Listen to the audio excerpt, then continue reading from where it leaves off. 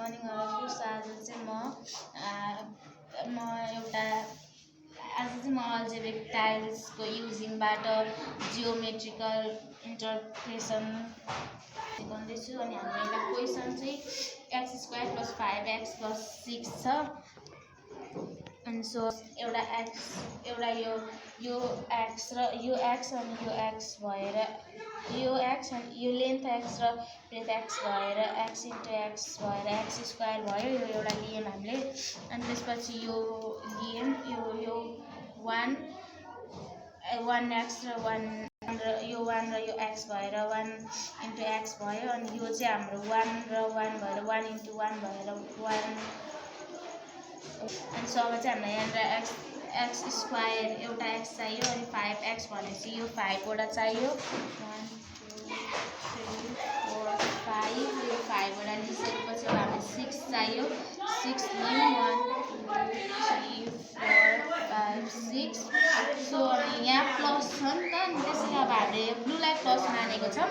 त्यसले हामीले ब्लू नै यतापट्टि राख्नुपर्छ। फेरि यो रेड यतापट्टि राख्यो भने हामीले यसलाई माइनस मान्छौँ। यहाँ माइनस चाहिएको छैन, त्यसैले हामीले यता प्लस नै राख्छौँ। अब हामीले चाहिँ यसरी रेक्ट्याङ्गल बनाउनुपर्छ। रेक्ट्याङ्गल बनाउनुको लागि यता र यता मात्र युज गर्न मिल्छ कि यता र यता गर्नु पऱ्यो कि यता र यता गर्नु पऱ्यो। यता र यता गर्न मिल्दैन, त्यसैले अब हामीले रेक्ट्याङ्गल बनाउँछौँ मिलाएर यसरी। सो अब चाहिँ यसरी मिलाएर रेक्ट्याङ्गल बनाइसकेपछि हामीले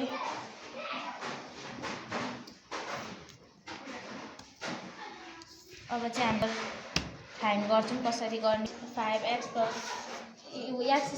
5x + 6 को एन्सर चाहिँ हाम्रो यसरी बनाइसकेपछि आउँछ x² + 2x अनि x2 अनि x - x3 हुन्छ। कसरी निकालेको भने हामीले पहिला हामीले यहाँनिर x² + 5x + 6 हामीले x² लियौँ, x² लियौँ। त्यसपछि यो 5 वटा लियौँ, त्यसपछि यो 6 वटा लियौँ। अनि यसलाई हामीले रेक्ट्याङ्गलमा राख्यौँ। अनि रेक्ट्याङ्गल बनाएर राख्यौँ। त्यसपछि यो x र यो x-लाई र यो 1 लाई प्लस गऱ्यौँ। अनि x1 + 1 2 हुन्छ, x + 2। एन्ड देन यो x र 1 1 1 र x + 3 भयो।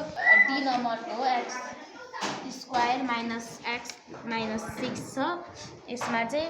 अब चाहिँ हामीले लिनु पऱ्यो यसलाई यो x² हो।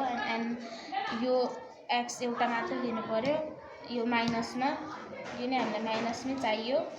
1 2 4 5 6 रेक्ट्याङ्गल बनाउँछौँ।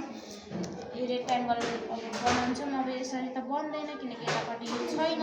अब हामीले एउटा यतापट्टि यतापट्टि लिन्छौँ।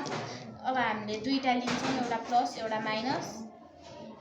अब हामीले राख्छौँ माइनस प्लस।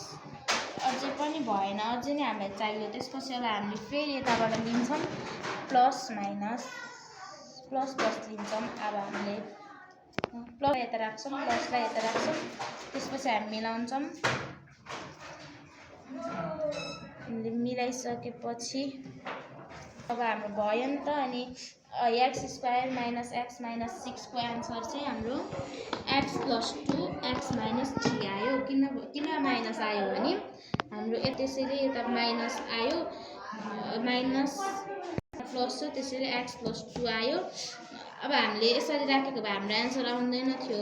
यो यता राखेर यो राखेको भए हाम्रो एन्सर रङ आउँथ्यो। अब भयो प्लस माइनस 0 हुन्थ्यो, त्यसैले हाम्रो एन्सर आउँदैन। त्यसैले हामीले मिलाएर राख्नुपर्छ र हाम्रो एन्सर आउँछ। Thank you.